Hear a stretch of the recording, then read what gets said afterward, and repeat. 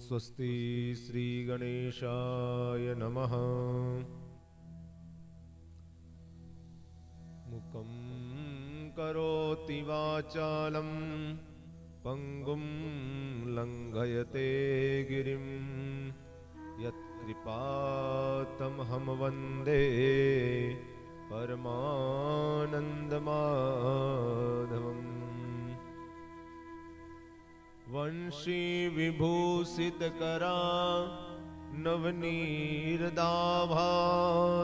पीताम्बरा तरुणबिम्बफलाधरोष्टात् पूर्णेन्दुसुन्दरमुखा दरविन्दनेत्रात् कृष्णात् परं किमपि तत्त्वमहं न जाने। गुरुर्ब्रह्मा गुरुर्विष्णु गुरुर्देवो महेश्वर गुरु साक्षात् परब्रह्म तस्मै श्री गुरवे नमः। जय जय राधा रमण जय जय नवल किशोर जय गोपी चित चोर प्रभु जय जय माखन चोर। बोलिए कृष्णचंद्र भगवान की जय। ओम श्री परमात्मने नमः। एसां कथां त्रिविधतापोपशमनिं भक्ति मुक्ति मोक्षदायिनी योगवर्धिनी अष्टादश पुराणान्तर्गत एकादशी व्रत कथा प्रारभ्यते। श्रोतारः सावधाना भवन्तु हरिस्मरणं कुर्वन्तु। श्री हरये नमः। हरिशरणं हरिशरणं हरिशरणं हरिशरणं हरिशरणं हरिशरणं हरिशरणं हरिशरणं हरिशरणं हरिशरणं हरिशरणं हरिशरणं दयालु राम की शरणं कृपालु कृष्ण की शरणं दयालु राम की शरणं कृपालु कृष्ण की शरणं हरिशरणं हरिशरणं हरिशरणं हरिशरणं। श्री कृष्णचंद्र भगवान की जय।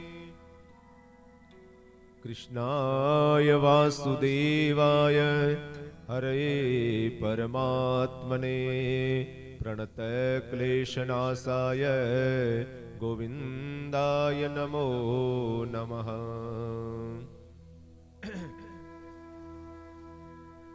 पांडवों में जो श्रेष्ठ राजा है महाराज युधिष्ठिर जी, उन्होंने भगवान कृष्ण से पूछा कि हे स्वामिन, पौष मास के कृष्ण पक्ष में जो एकादशी होती है उसका क्या नाम है, उसकी क्या विधि है तथा उसमें कौन से देवता का पूजन करना चाहिए।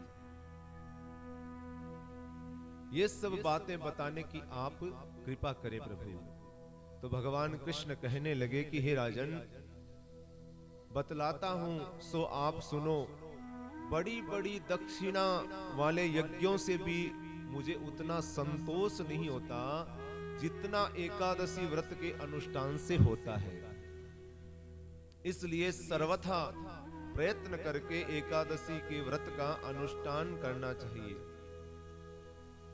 पौष मास के कृष्ण पक्ष में सफला नाम की एकादशी होती है और उस दिन पूर्वोक्त विधान से ही विधि पूर्वक भगवान नारायण की पूजा करनी चाहिए। एकादशी कल्याण करने वाली है, अतः इसका व्रत अवश्य करना चाहिए। जैसे नागों में शेष नाग श्रेष्ठ है, पक्षियों में गरुड़, देवताओं में श्री विष्णु तथा मनुष्यों में ब्राह्मण श्रेष्ठ है, उसी प्रकार सब व्रतों में, संपूर्ण व्रतों के अंदर एकादशी तिथि का व्रत सर्वश्रेष्ठ बताया गया है, सबसे श्रेष्ठ बताया गया है। राजन, सफला एकादशी को नाम मंत्रों का उच्चारण करके फलों के द्वारा श्री हरि का पूजन करना चाहिए। नारियल के फल, सुपारी, बिजोरा नींबू, जमीरा नींबू, अनार, सुंदर आंवला, लौंग, बेर तथा विशेषतः आम के फलों से देव देवेश्वर श्री हरि की पूजा करनी चाहिए। इसी प्रकार धूप दीप से भी भगवान की अर्चना करें। सफला एकादशी को विशेष रूप से दीप दान करने का विधान है। इस दिन भगवान के सामने दीपक प्रज्वलित करें। रात को वैष्णव पुरुषों के साथ जागरण करना चाहिए और जागरण करने वाले को जिस फल की प्राप्ति होती है महाराज, वह हजारों वर्ष तपस्या करने से भी नहीं मिल सकता। हे राजा, अब सफला एकादशी की शुभकारिणी कथा सुनो आप। चंपावती नाम से विख्यात एक पुरी है, जो कभी राजा माहिष्मती की राजधानी थी। तो राजर्षि माहिष्मत के 5 पुत्र थे महाराज। उनमें जो ज्येष्ठ था वह सदा पाप कर्म में ही लगा रहता था, परस्त्रीगामी और वेश्यासक्त था महाराज। उसने पिता के धन को पाप कर्म में खर्च कर दिया और वह सदा दुराचार परायण तथा ब्राह्मणों का निंदक था महाराज। वैष्णवों और देवताओं की भी हमेशा निंदा करता था और अपने पुत्र को ऐसा पापाचारी देखकर राजा माहिष्मत ने राजकुमारों में उसका नाम लुम्भक रख दिया। फिर पिता और भाइयों ने मिलकर उसे राज्य से बाहर निकाल दिया। लुम्बक उस नगर से निकलकर गहन वन में चला गया और वहीं रहकर उस पापी ने प्राय समूचे नगर का धन लूट लिया। एक दिन वह चोरी करने के लिए नगर में आया तो रात में पहरा देने वाले सिपाहियों ने उसे पकड़ लिया महाराज। किंतु जब उसने अपने को राजा माहिष्मत का पुत्र बतलाया तो सिपाहियों ने उसे छोड़ दिया।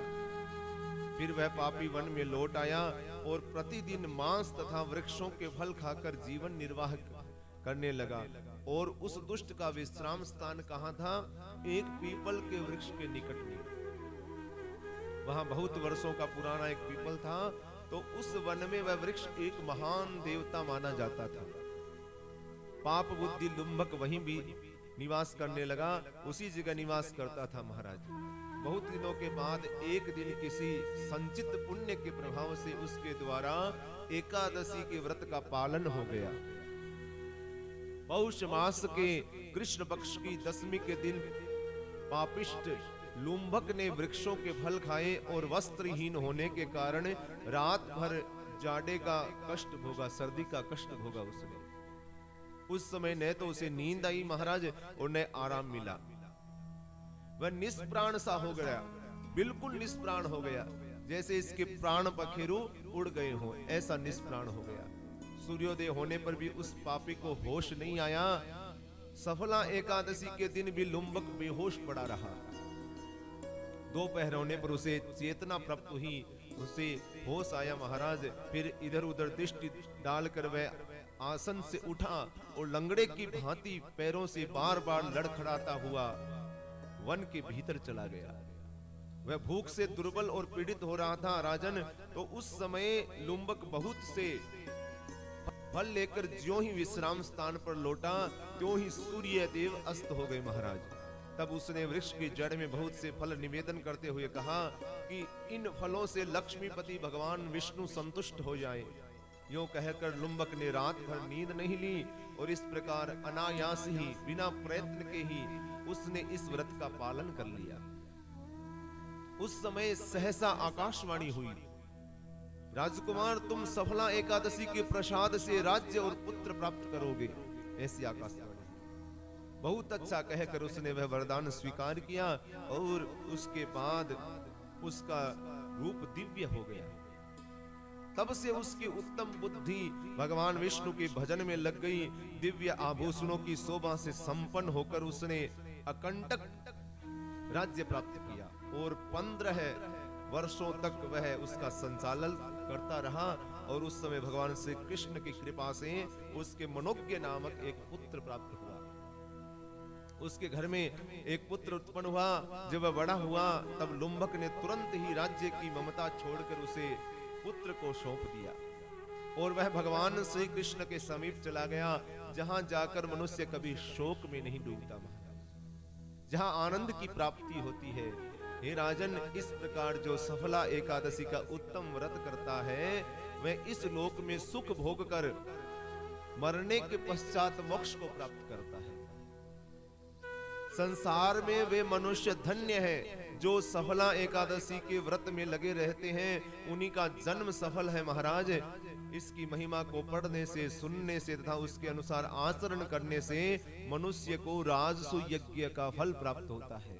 इतनी बड़ी महिमा है एकादशी की, इसलिए प्रयत्न करना चाहिए कि एकादशी का व्रत करें। और जो मनुष्य एकादशी का व्रत करता है उसे अंत में मोक्ष की प्राप्ति हो जाती है। बोलिए कृष्णचंद्र भगवान की जय। गोविंद जय जय, गोपाल जय जय, गोविंद जय जय, गोपाल जय जय, राधा रमण हरि गोविंद जय जय, राधा रमण हरि गोविंद जय जय, गोविंद जय जय, गोपाल जय जय, गोविंद जय जय, गोपाल जय जय, राधा रमण हरि गोविंद जय जय, राधा रमण हरि गोविंद जय जय, गोविंद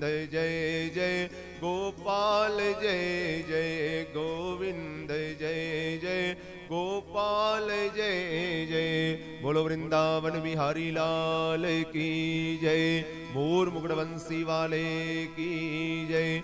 नमः पार्वती पतये, हर हर हर महादेव।